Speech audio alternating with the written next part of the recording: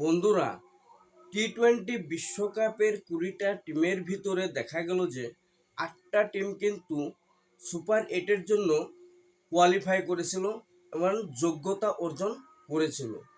কিন্তু এই 8টা টিমের সুপার 8-এর থেকে দেখা গেল যে এখান থেকে 4টা টিম কিন্তু যোগ্যতা অর্জন করেছে সেমিফাইনালের জন্য। তবে এখন সেমিফাইনাল খেলতে চলেছে ইংল্যান্ড, সাউথ আফ্রিকা, নিউজিল্যান্ড এবং আমাদের ইন্ডিয়া। তবে এই 4টা টিমের ভিতর থেকে কিন্তু মাত্র 2টা টিমেই কিন্তু ফাইনালের জন্য যোগ্যতা অর্জন করবে। তবে এই 2টা টিম কোন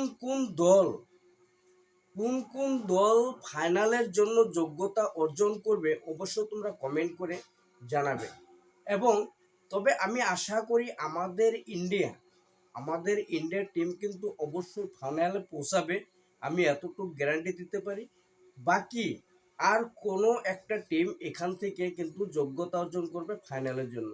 তবে বন্ধুরা, প্রথম সেমিফাইনাল হচ্ছে কলকাতার ইডেন গার্ডেনে।